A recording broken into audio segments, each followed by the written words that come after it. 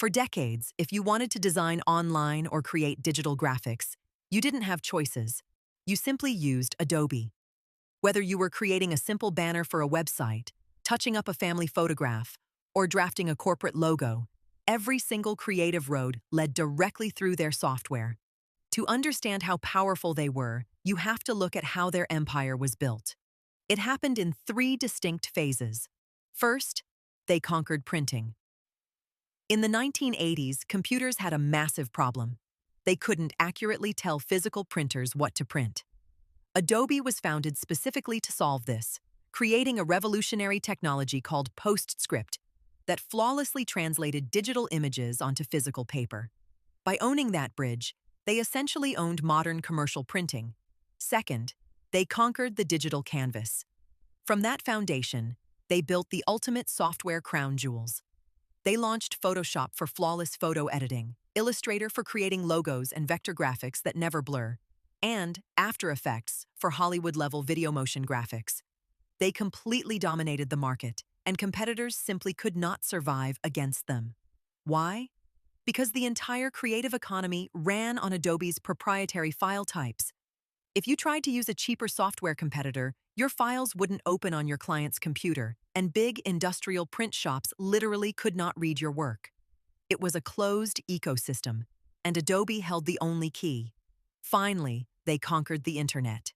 In 2005, Adobe made a ruthless move by acquiring their biggest rival, Macromedia, for $3.4 billion. This gave Adobe absolute control of two massive tools: Flash, which powered almost every animated game and video player on the web, and Dreamweaver, a program that let developers build websites visually. With this acquisition, Adobe pushed their monopoly further than ever. They didn't just own physical printing and digital photos anymore, they owned the interactive web. By the time CEO Shantanu Narayan took the reins in 2007, Adobe controlled an estimated 80 to 90% of the professional digital creation market. Defeating them wasn't just difficult, it was structurally and mathematically impossible. But in that same year, a 19-year-old college student in Perth, Australia, looked at this empire and saw a fatal weakness. Her name is Melanie Perkins, and she did not beat Adobe by making a better Photoshop. She beat Adobe by barely competing with Adobe at all. To understand how a monopoly gets taken down, you have to look at their biggest blind spot. Adobe built its software for high-end ad agencies, Hollywood film studios, and professional print houses. Why? Because those were the clients willing to pay thousands of dollars for enterprise software licenses. If you are designing a billboard for Nike, a 1 millimeter mistake gets you fired. Because Adobe catered to these professionals, their software required extreme surgical control. But back in 2007, Melanie was making extra cash teaching ordinary university students how to use this software, and she noticed the massive disconnect. The learning curve was a cliff. To simply cut out an image or add a shadow, a user had to understand complex concepts like layer hierarchies, non-destructive clipping masks, and the Bezier pen tool. And seriously, what on earth is even a Bezier tool? If you have never used it, it feels less like graphic design and more like trying to perform open-heart surgery with a computer mouse. It requires manipulating tiny mathematical anchor points and tension handles just to draw a single curve. A local bakery owner trying to make a weekend flyer didn't want to spend 6 months learning how to manipulate a Bezier curve. They just wanted to put text over a picture and print it out. Melanie saw this friction and envisioned a completely different way of working. At the time, creating a simple flyer meant a painful, fragmented process. You had to buy a physical CD-ROM to install the software, go to a separate website to buy expensive stock photos, download fonts from somewhere else, edit it all in Photoshop, save it as a massive file, and then email it to a printer. Her vision was to take that entire chaotic process and collapse it into a single web page.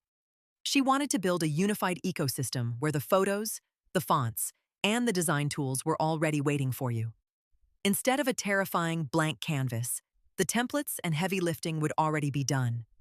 Instead of spending 20 minutes meticulously cutting out a background with a magnetic lasso tool, a computer would do it in one click. Instead of switching between 4 different programs, a user could log in, drag and drop, and click Publish without ever leaving there. Browser. She envisioned a tool where efficiency and simplicity completely replaced the need for granular control. But before she could change the world, Melanie was just a teenager selling handmade scarves at local markets. She had the entrepreneurial spirit, but being based in Perth, Australia, one of the most isolated major cities on Earth, made getting tech funding a nightmare. When Melanie and her co-founder Cliff Obrecht finally flew to San Francisco, they were rejected by over 100 venture capitalists. Investors didn't just doubt a college dropout. They fundamentally doubted the technology. In 2007, web browsers were painfully slow. The idea of rendering complex, multi-layered graphics dynamically inside an internet browser, without crashing the user's computer, was considered a technical pipe dream. Pitching a heavy, browser-based design engine as a 19-year-old with no major engineering background sounded like science fiction. To get the attention of notorious tech investor Bill Tai, Melanie literally had to learn how to kite surf just so she could casually pitch him on the water. Even then, investors assumed she was trying to fight Adobe head-on. But they completely misunderstood what she was actually building. And here's the twist. Melanie Perkins never needed to beat Adobe at its own game. She just needed to change the game entirely. If she had pitched a direct Adobe competitor, she would have been crushed. To prove her vision worked, her very first prototype aimed at a niche so incredibly unglamorous that Adobe wouldn't even notice: high school yearbooks. She launched a small company called Fusion Books. Here is exactly what it was: a website where a school could log in, pick a pre-designed yearbook page layout, and just drag student photos into little gray placeholder boxes. No blank canvases, no complex menus. Once the school dragged their photos into the boxes, they clicked a button, and Melanie's team printed the physical yearbooks and shipped them. It wasn't sexy. Silicon Valley didn't care about it. Adobe definitely didn't care about it. And that is exactly why it worked. By targeting a boring, low-stakes niche, Melanie was left entirely alone to test her thesis. She built a profitable business and proved undeniably that everyday people craved simplicity. With the concept proven, Melanie recruited ex-Google engineer Cameron Adams to build a robust web engine that could handle millions of users. In 2013, Fusion Books officially evolved into Canva, and the timing was absolutely perfect. Around this exact same time, Adobe CEO Shantanu Narayan made a massive, highly successful business pivot. He transitioned Adobe away from selling boxed software and forced users into the Creative Cloud, a recurring $50 a month subscription. While this made Adobe's revenue skyrocket, it firmly locked out the casual user. Canva swooped in to save them. The internet had just violently shifted. The rise of Instagram, Facebook, and YouTube meant every small business, every beginner content creator, and every local band suddenly needed daily graphic design. Canva catered exclusively to this desperate new class of creators. The contrast in efficiency was staggering. If you used Adobe to make a Facebook post, you opened Photoshop to a blank screen. You had to Google the exact pixel dimensions of a Facebook post. You had to go to a separate website to buy a stock photo, download it, import it, and save it as a massive, clunky file.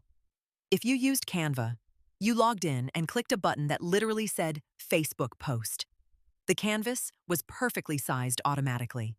On the left side of the screen was a library of 1 million free photos and fonts already built in. You dragged what you wanted, typed your text, and clicked share. They introduced brand kits, where a small business could upload their logo and colors once and instantly apply them to any design with one click. It took a process that used to take 3 hours and reduced it to 3 minutes. Canva exploded from 1 million users to 10 million, and eventually over 100 million. But as they grew, they hit a reputation wall. Professional designers and enterprise companies viewed them as a cheap flyer maker for amateurs. To bounce back, Canva aggressively expanded its utility. They realized the internet was shifting from static images to motion, so they rolled out an automated video editing suite that allowed beginner creators to edit TikToks and YouTube Shorts simply by dragging and dropping clips, completely bypassing the steep learning curve of Adobe Premiere. Canva wasn't just a flyer maker anymore. They were becoming an existential threat to Adobe's dominance. By the time Canva crossed 130 million active monthly users, Adobe's executives realized the severe Danger of their market share. Canva wasn't necessarily stealing high-end Hollywood professionals, but they were doing something much worse. They were cutting off Adobe's pipeline. An entire generation of young creators, social media managers, and startups were growing up on Canva, meaning they would never learn Adobe. Canva was capturing all the future market share before Adobe even had a chance to pitch them. To finally twist the knife, Canva made a massive power move. They acquired a company called Serif, the makers of the Affinity design suite. Affinity is a collection of hardcore, professional-grade desktop apps that look and function almost exactly like Photoshop and Illustrator, but they charge a one-time fee instead of a monthly subscription. By buying them, Canva armed themselves with the ultimate anti-Adobe weapon for the professional market. Canva spent 10 years destroying the terrifying blank canvas by giving you millions of beautiful templates. They made things so easy that they grew to a nearly $40 billion valuation. But what happens when a user doesn't even need a template? Which leads us to the second twist of our story. The exact weapon Canva used to kill Adobe, making design effortless, is now being used against them. With the explosion of generative AI, the entire landscape of graphic design is shifting overnight. Programs like Midjourney and DALL-E have proven that you don't even need a drag-and-drop interface. If a user can just type a sentence into a text box, generate a neon poster for a cyberpunk bakery, and the AI spits out a flawless, original masterpiece in 5 seconds. Does that user even need to drag and drop elements in Canva? To combat this, Canva has launched Magic Studio, seamlessly weaving AI directly into the workflows people already use, allowing users to auto-generate designs, erase backgrounds, or rewrite text with a single click. Instead of making AI a separate, complicated tool, Canva is trying to make it invisible. Meanwhile, Adobe has finally woken up. They've injected their incredible, ethically sourced AI engine, Firefly, directly into their pro software and heavily revamped Adobe Express, a browser-based platform explicitly designed to fight Canva head-on. The underdog is now the empire defending its own walls. Whether Canva survives the AI revolution or not, Melanie Perkins proved a fundamental rule of business. When you are facing an impossible giant, you do not storm the front gate. The giant has the high ground, the weapons, and the money. Instead, you walk around the castle, find a forgotten side door, and you build an entirely new gate somewhere else.